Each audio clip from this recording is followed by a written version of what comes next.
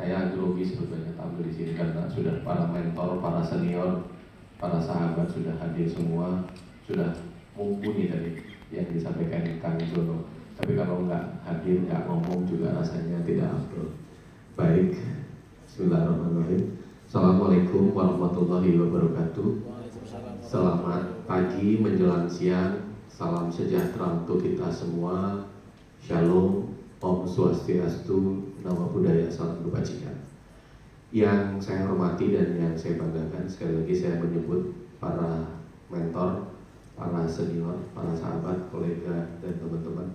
Kang Jono ini bukan orang baru, teman seperjuangan di awal-awal tahun berapa tuh, 10 tahun yang lalu mungkin ada. Jadi saksi bisu kebun sirih itu menjadi penanda kita banyak melakukan kegiatan. Terima kasih hari ini masih diundang juga untuk hadir. Para teman-teman juga dari yang hadir dari kedutaan atau dari koleganya sudah berkenan hadir.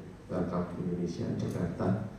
Teman-teman yang dari daerah yang hari ini juga hadir langsung ataupun lewat Zoom, sekali lagi terima kasih. Dewan Pers diundang dalam sesi yang sangat luar biasa ini. 2 hari kalau kita dengar tadi yang disampaikan oleh Kang Jono, saya menyebut lebih familiar, sangat komprehensif. Jadi tidak bicara hari ini bagaimana mendeliver era teknologi dari analog ke digital, dari konvensional, dari media mainstream sekarang ke media digital. Tapi kadang-kadang kita lupa medianya tumbuh berkembang banyak, tapi kemudian tidak hidup. Tumbuh berkembang banyak, tapi jadi sampah, gitu kan? Kemudian satu sisi bicara lagi, setelah hidup mau diapain? Ini menjadi menarik. Mudah-mudahan pertemuan yang hari ini digagas dalam beberapa hari ke depan tentunya punya perspektif. Sekali lagi, harapannya yang sudah baik, mari kita teruskan. Yang belum baik, mari sama-sama kita perbaiki. Kalau ukurnya hanya kita sendiri, rasanya kita ini kan pemain media, gengsinya cukup besar. Tapi kalau ketemu dengan orang banyak, rasanya kita bisa mengukur sejauh mana posisi kita. Ini menjadi penting. Tadi di akhir Kang Jono menyampaikan, di awal kita masih bicara sesuatu yang dominan, semua ada di Jakarta. Orang daerah mau jadi populer tuh rasanya susah betul masuk ke Jakarta. Sekarang di era yang sudah semakin berkembang, diversity of content,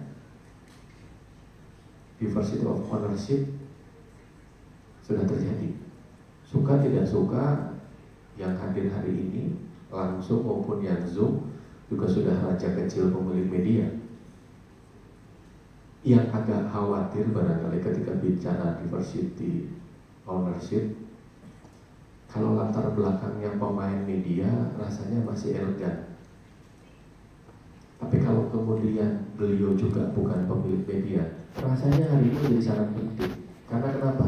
Jenis kelaminnya akan dipertanyakan. Mau menjelang 24, warnanya kuning, merah, hijau, biru, saya sebut semua. Jadi kalau yang menyebut satu warna, nanti saya dikomplain Dewan Pers mensponsori. Saya sebut semua warnanya, gitu kan? Atau kepentingan tadi hanya etalase saja. Saya kontraktor, daripada saya pusing gitu kan, katanya gitu, saya bikin media saja.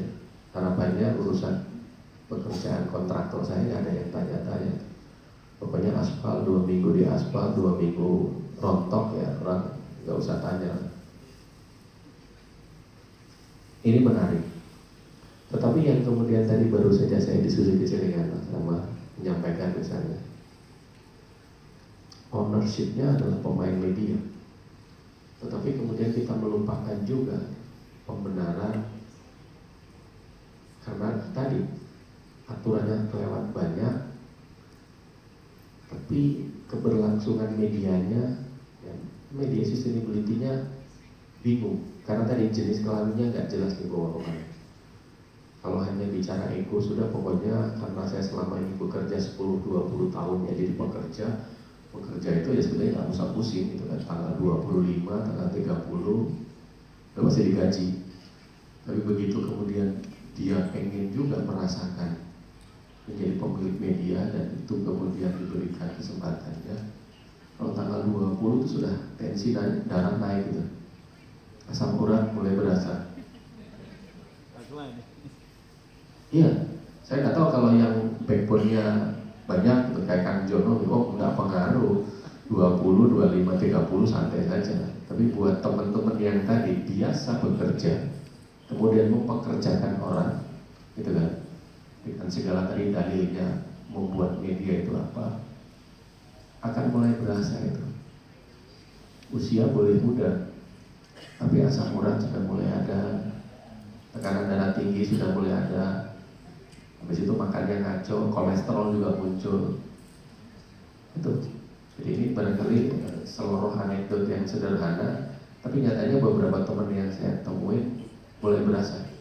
Nah, beruntung barangkali ketemu kalau tandemnya hari ini tadi disampaikan, kita tidak bicara hanya medianya, tapi mau diapain media, hidup atau tidak. Dewan Pers sudah punya kewajiban juga untuk ada di situ. Jadi kalau hanya ngomongin regulasi, Undang-Undang 40 udah jelas lah.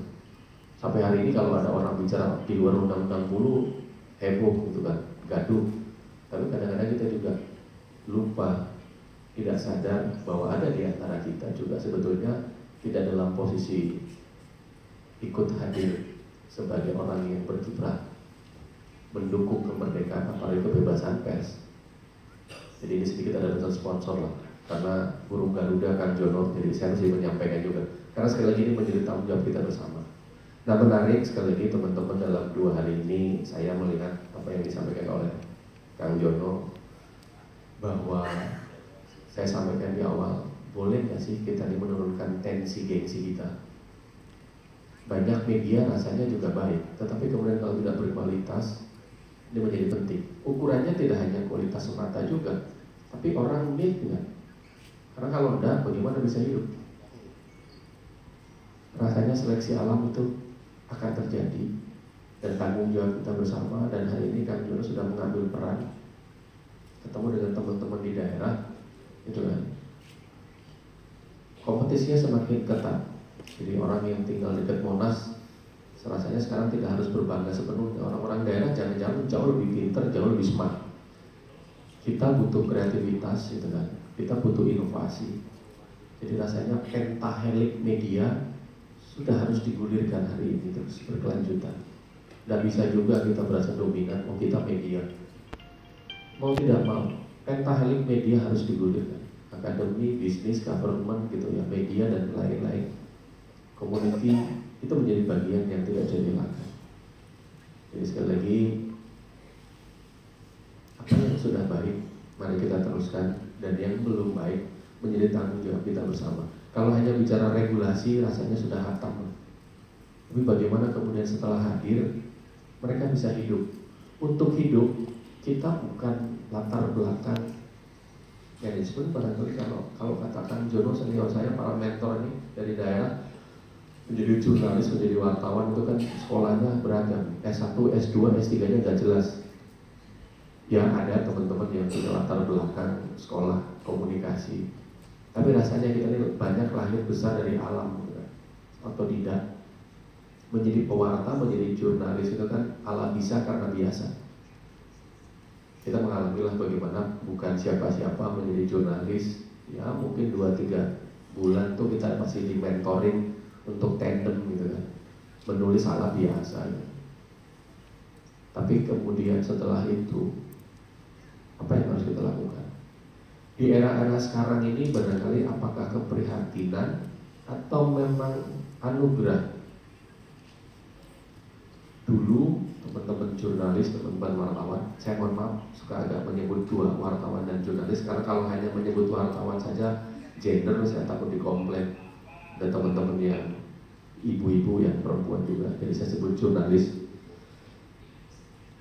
Untuk disebut sebagai jurnalis, sebagai wartawan itu kita butuh 5-6 tahun rasanya. Di tiap media barangkali berbeda-beda. Tapi saya merasakan rasanya kan 5-6 tahun tahapan untuk menjadi seorang wartawan, menjadi jurnalis itu tahapannya panjang. Yang kualitasnya ya saya akui lah, tanpa membanding-bandingkan para senior, para mentor saya ini kelihatan lah. Tapi kan saya nggak tahu, naif juga kalau hari ini mungkin anak-anak muda tuh jauh lebih pintar daripada kita. Jadi mau dicatat, kalau bicara umur sampai kapanpun kita nggak bakal disalib oleh mereka. Tapi bicara pintar, kita yang duluan harus sadar diri juga. Yang muda tuh barangkali jauh lebih pintar. Jadi jangan dijebak anekdotnya, kamu tahu nggak siapa saya? Nah kalau kita aja bingung nyebut diri, apalagi yang lain. Selamat datang Bapak Legenda.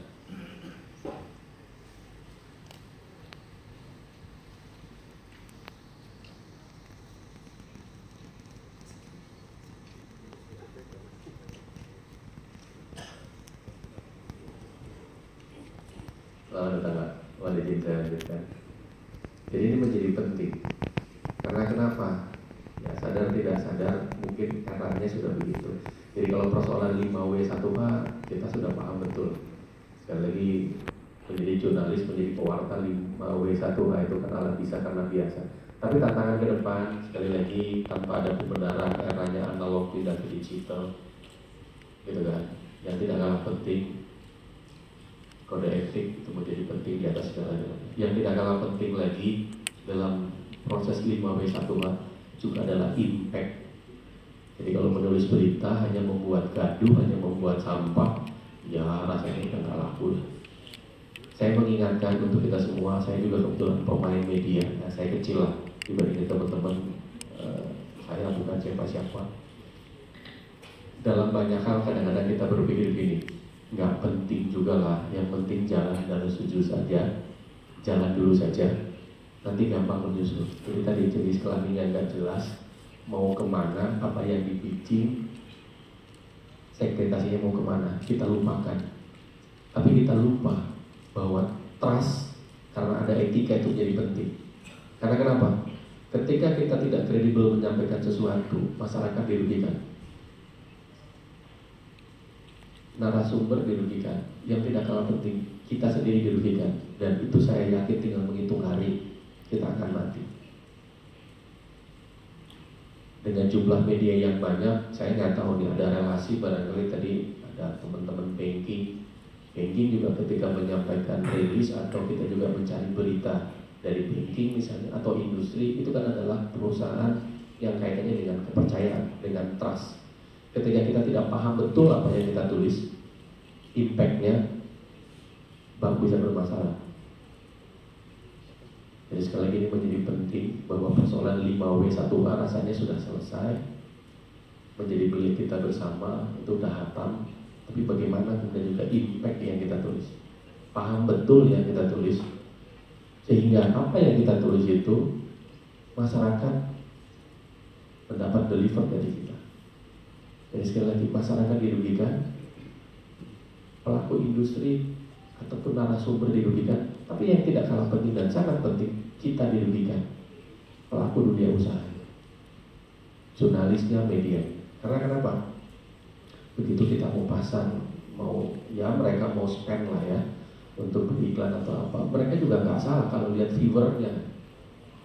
Kalau viewernya cuma 5, isinya cuma dia, mertuanya, tetangganya, orang bergebu-gebu, spend di saya saja Pak iklannya. Ini orang iklan. Orang iklan sama orang wartawan kan beda urusannya. Wartawan nggak bisa dicampurin sama iklan. Kalau enggak semua urusannya jadi kayak humas nih. Pokoknya rilisnya punyanya siapa, kasih ke wartawan, jadilah tulisan. Kan kacau. Kalau Kang Jono senior saya ngajarin kan begitu. Kalau wartawan kan jurnalis, begitu dapat rilis ya boleh saja. Tapi kan perlu diinvestigasi, perlu diklarifikasi. Kalau hanya semuanya plak apa yang disampaikan, ya sudah, tugas kita hanya humas saja gitu. Narasumber kan boleh siapa saja. Yang penting narasumber itu kredibel. Dan yang lebih penting lagi, apa yang disampaikan narasumber itu juga adalah fakta. Jadi kalau katanya, walaupun tetangga sebelah-sebelah saya dengan Mas Danu gitu kan, saya tanya, waktu Mas Danu sama Kang Jono berantem gimana? Tetangga sebelah, kayaknya kemarin saya lihat sih Pak, dia berantem. Itu bukan berita, itu gosip itu. Apa yang mau kita pertanggungjawabkan kepada orang? Anda lempar ya, orang yang dapat berita juga akhirnya nggak dapat berita apa-apa. Ini mohon maaf sedikit saja mengingatkan karena menjadi penting. Saya juga kebetulan bermain media di daerah, belajar banyak dari teman-teman yang ada di pusat, gitu kan. Tetapi kadang-kadang tidak terdeliver ilmunya. Hari ini dalam 2 hari tadi Kang Jono menjanjikan, mari kita bicara tidak hanya konteks medianya, tapi bagaimana juga knowledge-nya, bagaimana regulasinya, dan bagaimana keberlangsungan hidupnya. Sekali lagi, teman-teman yang sekarang sudah bismillah, sudah mengiyakan membuat media, ingat pertanggungjawaban kita juga banyak nih. Karena kenapa? Kita menggaji orang, meng-hire orang, kalau nggak digaji nggak benar juga, ini jadi persoalan. Jadi bukan hanya berlindung pada Undang-Undang 40, tapi juga ada Undang-Undang Tenaga Kerja, orang mesti digaji. Ada juga undang-undang tentang keuangan, karena apa? Bayar pajak. Karena kalau enggak, teman-teman juga suka kan Jono. Mereka lalai di situ, dia main ke media sosial, gitu kan? Dia main di sambut, kalau boleh merek ya. Ada Google, ada YouTube, ada TikTok, ada Instagram, semua placementnya di situ, nggak bayar pajak. Kita lama-lama mati juga. Nah ini kadang-kadang juga teman-teman saya mengingatkan, pelihara yang lain, induknya lupa diurusin. Media mainstreamnya punya kepanjangan platform media yang lain, boleh saja. Itu jadi ceruknya barangkali banyak karena kan teman-teman passionnya lebih senang melihat itu kan di media sosial. Boleh-boleh saja. Tapi jangan lupa kalau itu yang digedein bener, yang mainstreamnya ditinggalin, ya tinggal menghitung hari juga. Karena orang bilang enak di media platform loh Pak, media sosial nggak bayar pajak Pak. Pokoknya siapa yang punya viewer banyak, gitu kan, punya follow banyak, itu saya temenin aja Pak, gitu kan. Kitanya yang punya media beneran bingung. Bahkan dalam riset 1 tahun yang lalu Kang Jono, lucu juga nih, orang lebih percaya sumber itu adalah dari TikTok. Nah, lebih ciloko lagi. Ini menjadi menarik. Sekali lagi, tanpa menggurui siapapun juga, Dewan Pers mengapresiasi apa yang dilakukan oleh Kang Jono dan teman-teman, dan harapannya dalam 2 hari teman-teman bisa belajar banyak, dan harapannya juga kalau nanti setelah selesai Kang Jono berharap juga bisa melakukan kegiatan yang sama. Sudah all barangkali ya. Kalau hari ini barangkali bicara tentang kelompok, tapi banyak juga media-media yang lain. Karena tadi nafsunya besar membuat media, tapi tidak ada yang meliterasi Pak. Tidak ada yang mengedukasi, sehingga itu menjadi persoalan, dan jujur ke depan itu akan sangat-sangat berbahaya. Dengan dalih kemerdekaan pers, kebebasan pers, tapi lupa akan etika. Karena sekali lagi jurnalis, wartawan bekerja sesuai dengan kode etik jurnalistik. Jadi kalau membuat berita, sekali lagi bukan katanya, bukan rasanya, bukan seperti ini. Di akhir saya mengingatkan juga kepada siapapun pemangku kepentingan, baik aparat pemerintah, masyarakat, atau siapapun juga yang merasa dirugikan dengan sebuah pemberitaan ya, di media mainstream, media cetak, media online, televisi dan radio, maka kalau sepakat bahwa kita juga menyatakan bahwa Undang-Undang 40 atau pers adalah pilar demokrasi, silakan menyampaikan keberatannya menggunakan hak jawab. Silakan mengadu ke Dewan Pers. Jadi jangan ngadu ke polisi, karena kalau ngasih ngadu ke polisi kemudian yang melakukan apa pejabat publik, ya berarti nggak sepakat juga, belum paham juga. Sama-sama kita edukasi, karena nanti kalau tidak ada istilah telah terjadi kriminalisasi jurnalis. Nah, mengingatkan juga kepada teman-teman jurnalis, kepada pewarta, sepanjang memang ada pelanggaran etik terkait dengan sebuah pemberitaan, maka itu menjadi tanggung jawabnya, domainnya Undang-Undang Pers. Tetapi kalau ada oknum di antara teman-teman kita yang jahil, konteksnya adalah pidana, maka sekali lagi wartawan juga tidak tebal hukum. Jadi kalau senior saya ngajar itu kan equality before the law, katanya begitu tuh bahasa Sunda itu. Jadi semua orang di mata hukum sama. Itu saja, kami berharap Dewan Pers bisa terus juga diikut sertakan kan, karena kami kalau tidak mendengar suara banyak juga bagai katak dalam tempur. Kami apresiasi kami menghormati sehingga apa yang dilakukan dalam 2 hari ini bisa berjalan dengan baik. Terima kasih para senior, para kolega, para sahabat saya yang sudah berkenan hadir. Saya tutup juga pantun sedikit, boleh nggak? Tapi nggak usah cakep lah, udah Kang Jono aja yang cakep. Saya tutup sederhana saja, mohon maaf. Angelina Sondah menangis sedih, cukup sudah, terima kasih. Assalamualaikum warahmatullahi wabarakatuh.